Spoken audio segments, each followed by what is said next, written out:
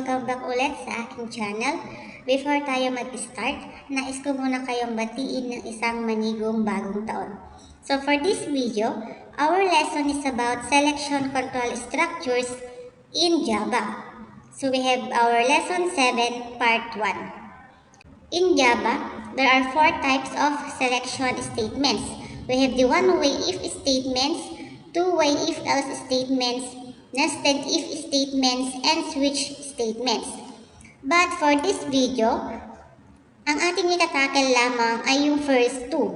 We have the one-way if statements and two-way if-else statements. Yung number 3 and number 4 is sa part 2 na po ng lesson 7 natin. The objectives of this lesson is to implement selection control using one-way if statements and to implement selection control using two-way if-else statements. Before natin pag-usapan ang one-way if statements and two-way if-else statements, ang mga syntaxes at gamit nito, gusto ko munang i-introduce sa inyo ang gamit ng diamond sa flowchart. Noong napag-aralan natin ang flowchart, nakita natin na merong diamond na shape. So ano nga ba ang gamit ng diamond na shape sa flowchart? Ang gamit po niya is nagsuserve as a decision symbol. So ano yung gamit ng decision symbol? Decision denotes point in the program where more than one path can be taken. So ibig sabihin, kapag may diamond ang iyong flowchart, meron siyang two paths. So we have the true and false na way. So dun po papasok ang selection control structures or selection statements ng Java. Meron tayong 3 types of flowchart: the sequence, selection, and iteration. Sa mga unang topics natin, sa mga unang kinode natin ng mga program, ang ginamit nating type of flowchart is the sequence. So ano nga ba ang sequence flowchart? Ito yung mga may simple input, process, and output. Or ito yung mga may input, formula, then output. Or pwede rin may given value, may formula, then output. Next is selection flowchart. So ito naman yung papag-aralan natin sa lesson 7, part 1 and part 2. Kung nakikita ninyo, sa diamond na ito, may dalawang paths na palabas sa kanya. We have the true or false, or pwede ring yes or no. Tandaan ninyo, kapag may diamond ang flowchart, dalawa lang yung paths na palabas. We have the true or false, or the yes or no. So paano malalaman kung sa true siya lalabas or sa false siya lalabas? Depende yan sa condition or yung boolean expression na nasa loob ng diamond. So pag sinabi natin boolean expression, ito po yung mga conditions na ang laging sagot is either true or false.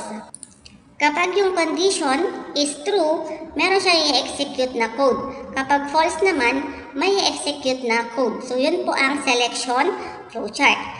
Sa iteration naman, which is yung third figure natin, pag sinabing iteration is looping po siya. So more on tayo dyan after the selection control structure na topic natin. So pag sinabing iteration, may part sa code mo na i-execute ng paulit-ulit ng compiler. So yun po ang iteration or ang common name niya is looping. Proceed tayo sa first control structure or selection statement natin. So we have the one-way if statements. A one-way if statements execute the statements if the condition is true. A one-way if statement executes an action if and only if the condition is true. So ibig sabihin, saka lang magkakaroon ng output or saka lang na-execute yung statement or yung code natin if the condition is true. So take note, paano malalaman kung true or false?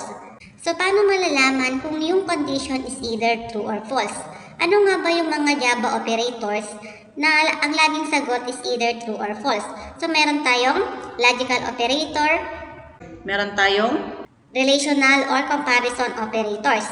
So dapat guys, marunong kayong mag-determine or sumagot ng mga comparison or relational operators and logical operators para naman maka-cope up kayo or maintindihan nyo yung code natin or yung mga examples natin dito sa topic na ito. Okay? Next is we have the syntax of one-way if statements. So, Pag sinabing syntax, we have the format. So, we have the if. So, if is a keyword. Hindi pwedeng big letter I or big letter F yan. Dapat small letter I and F lang. If, then Boolean expression.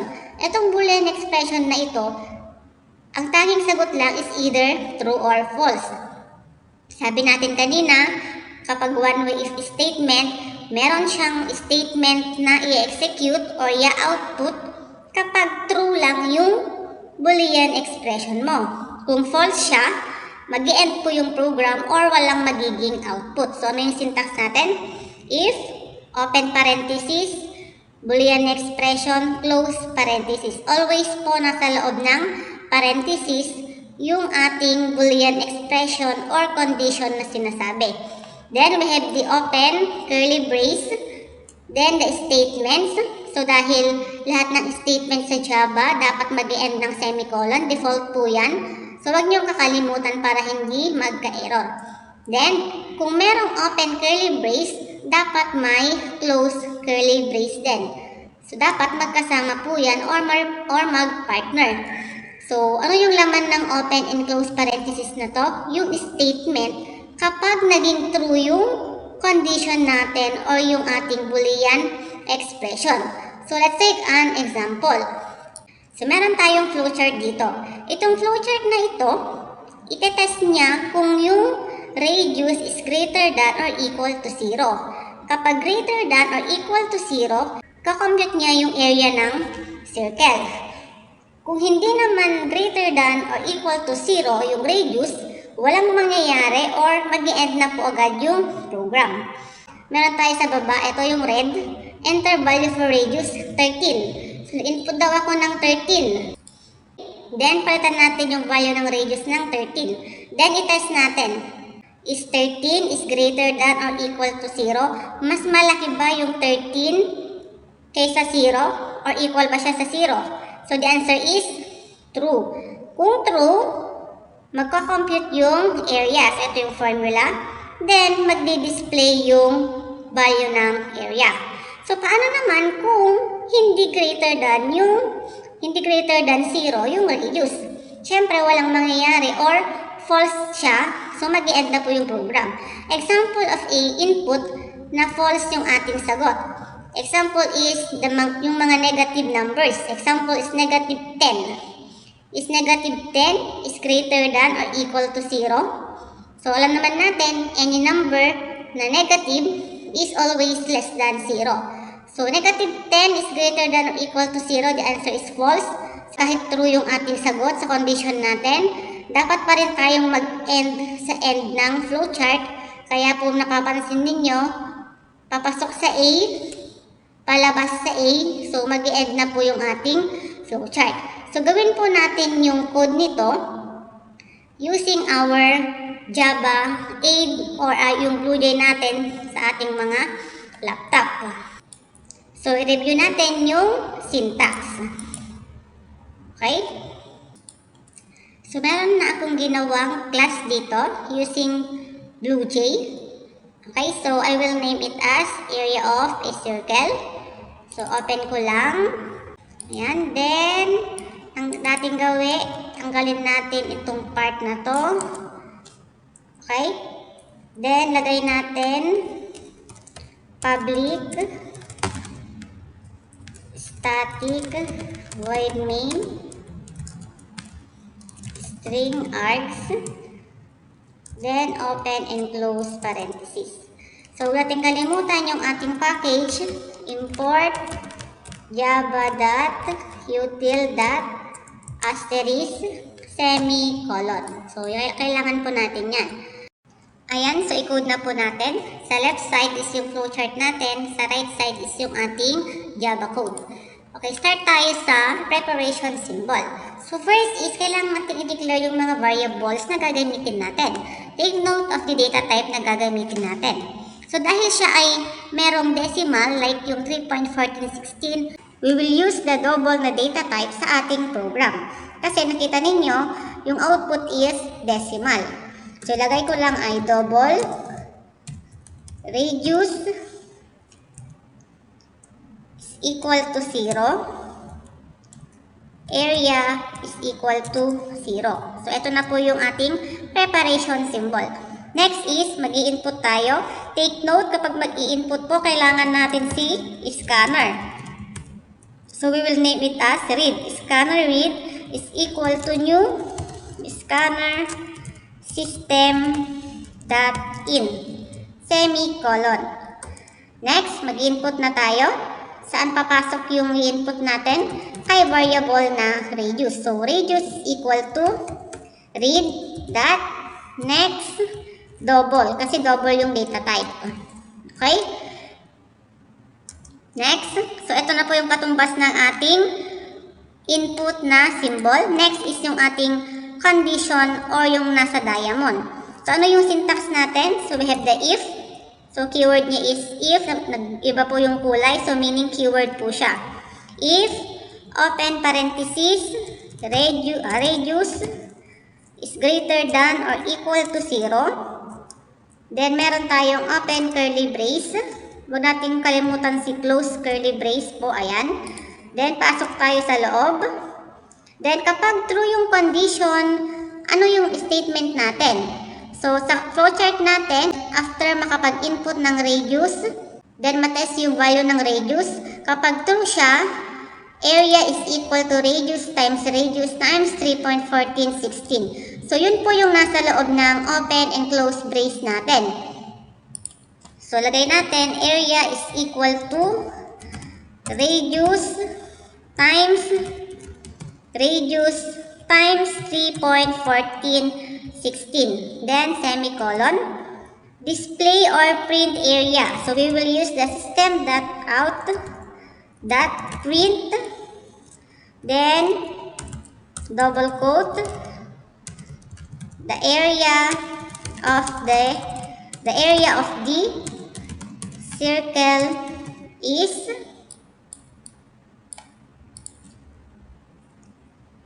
close. Then, concatenate using the plus sign. And then, yung ating variable. Nga pala, may nakalimutan tayo sa taas. Kailangan natin ng label para sa user. Yung enter value for radius. So, lalagay ko siya dito. So, system.out.print enter value for radius. So, siya po ay nasa taas bago makapag-input ng value. Then, semicolon. So, kapag false ito, wala namang code after ng condition sa ating flowchart. Kung nakita ninyo, nag-end siya agad. Huwag na natin ilagay na end. So, ganyan na siya. Okay? Then, compile natin. So, no syntax error. Okay, so ito siya. So, i-run po natin. Enter value for radius. Sample is 13.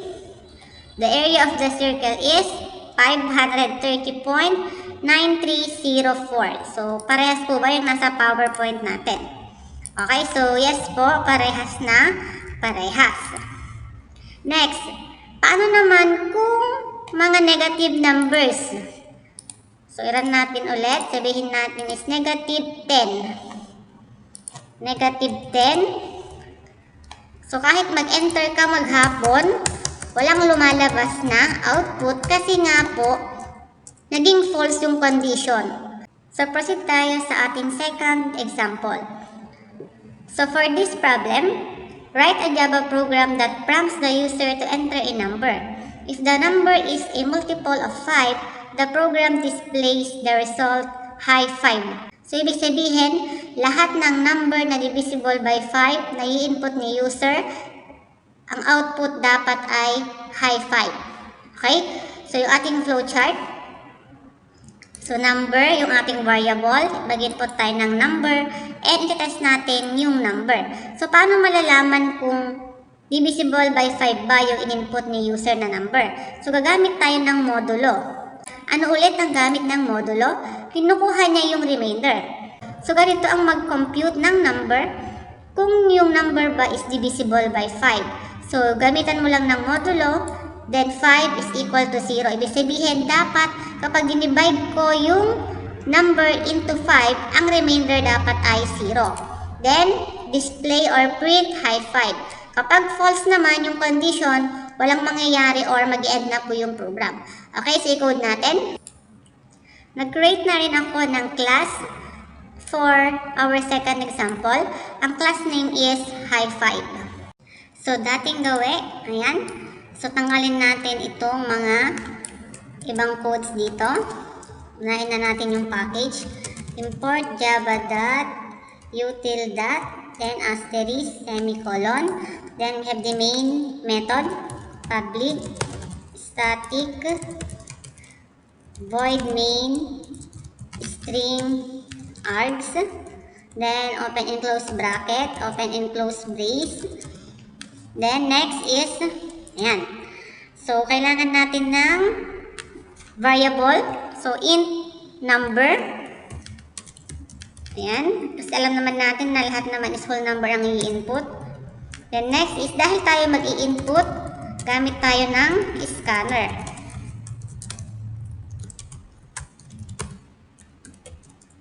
Then, semicolon. Then, yung label natin. Sabihin natin, enter any integer. Yan. So, next is yung pag-i-input. So, number is equal to read dot next int. Kasi int yung data type. The next, ito po yung katumbas ng input natin sa flowchart. Next is the condition. So, if, then, open parenthesis, number, modulo 5 is equal to 0, then open brace, then close. Tingnan ninyo ha, dapat may partner po. So, ito, partner niya yon, ito, partner na yon, then ito is partner niya yon. So, hindi pwedeng mawala. Ang tip dito guys is kapag nag-type kayo ng open curly brace, agad-agad lagyan nyo ng close curly brace para naman makita nyo agad kung ano yung mga magpa-partner. Hindi pwede kasi may mawala na isa. Magkaka-error po or matatagalan kayo sa pagkukode.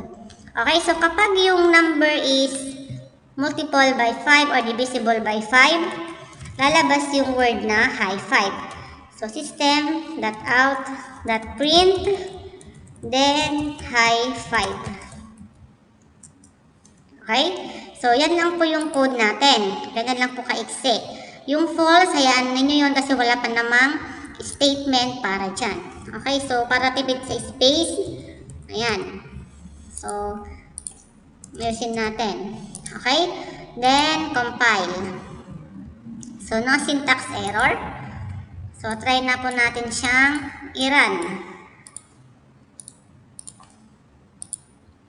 So, example is 25, high 5. So, lahat po ng number divisible by 5, like 5, 10, 15, 20, 25, ganon, lalabas is high 5.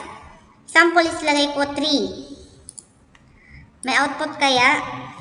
Okay, kahit maghapon kang mag-press ng enter, walang lalabas na output kasi nga 3 is not divisible by 5. So, proceed tayo sa second control structure ng Java. Next control structure ng Java is the two-way if-else statements. So, tignan natin kung ano pagkakaiba ni two-way if-else statement kay one-way if-else statement na natakil natin kanina. A two-way if-else statement decides which statements to execute based on whether the condition is true or false. So itong two-way if-else statements guys is meron na siyang output kahit false yung condition. Kung true yung condition natin, may output. Kung false, may output. Unlike kay one-way if-else statement na saka lang magkakaroon ng output kapag true yung condition. Kapag false doon, wala na pong output. So, we have our syntax. So, parang yung una din kanina. If, then the Boolean expression, open curly brace, statement, kung yung ating expression is true, then semicolon. Then, we have the close curly brace. Next is the else part.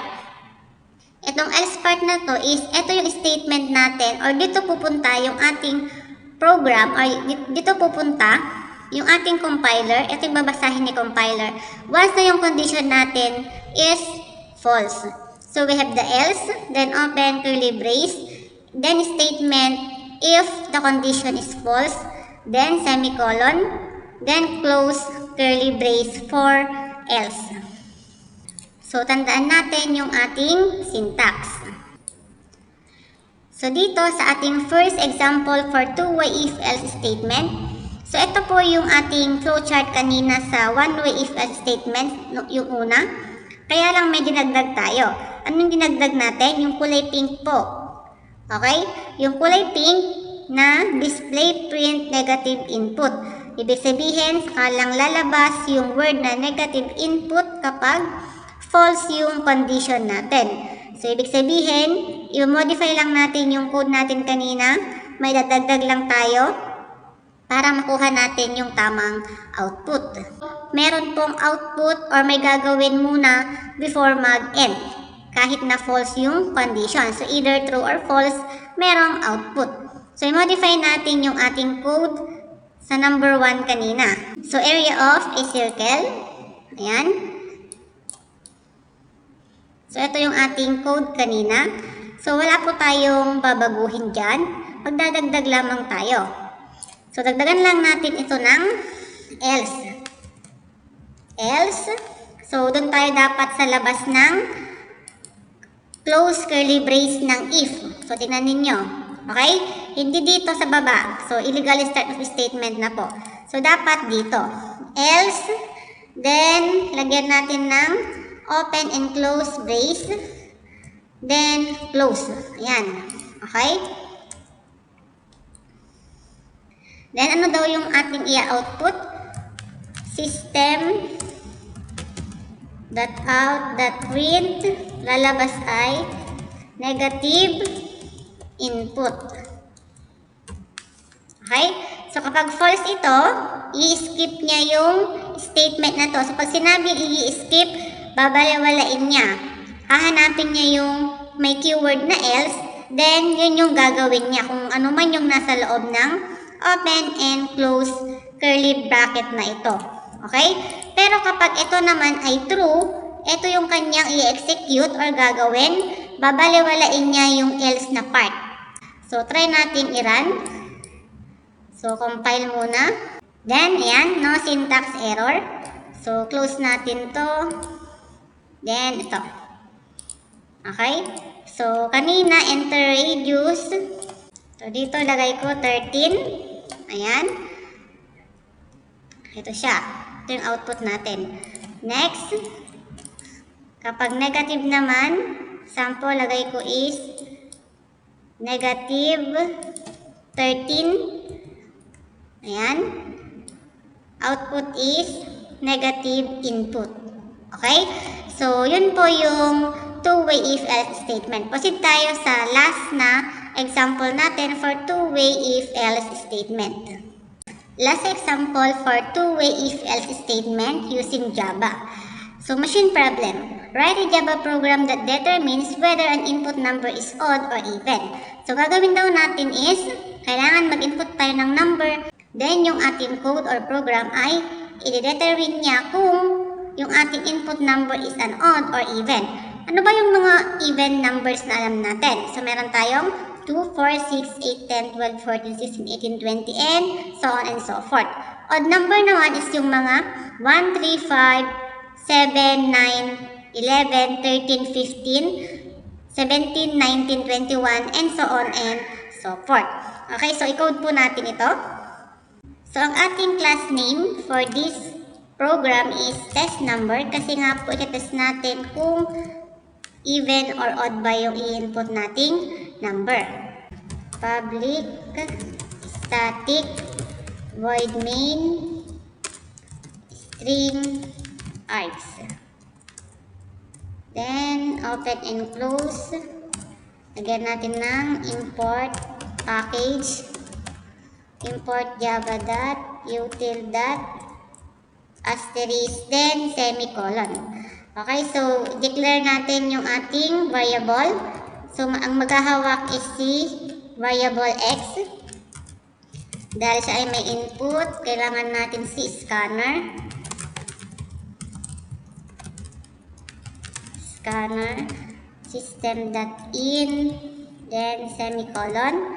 So, x is equal to read dot next int. Si int yung ating data type for variable x. Then, si if. If x modulo 2. So, bakit modulo yung ating ginamit? So, yung modulo po kasi is kinukuha niya yung remainder. So, any number divided by 2, kapag 0 yung remainder, is even number. Then, open, close. Yan. Then, display x is even. So, kailangan natin i-display daw muna yung number bago sabihin kung siya ba ay even or no, or odd number. So, x,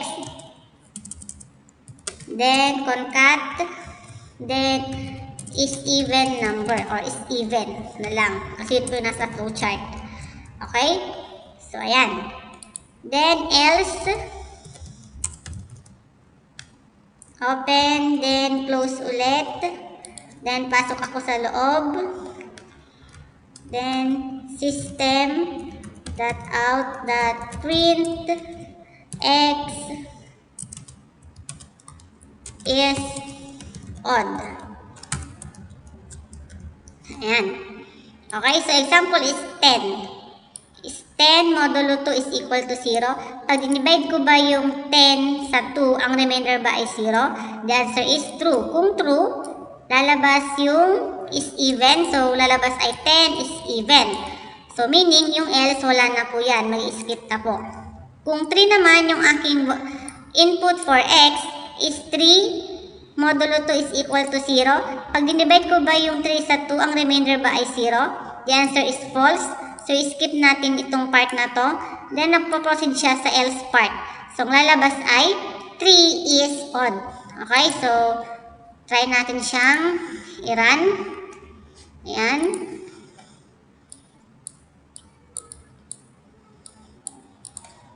Test number. Okay. Wait lang. May nakalimutan tayo. Nakalimutan na naman natin yung label. Dito. Okay, para alam ni user kung ano ilalagay niya. Enter any number. Yan. Okay, compile natin always. So, i-test natin. Ayan. Lagay ko is 10. 10 is even. Lagay ko naman 3. 3 is odd. Okay, yun pang ibig sabihin ng code na ito. Okay? So, thank you for watching. Sana may natutunan kayo. So, see you again sa ating next video.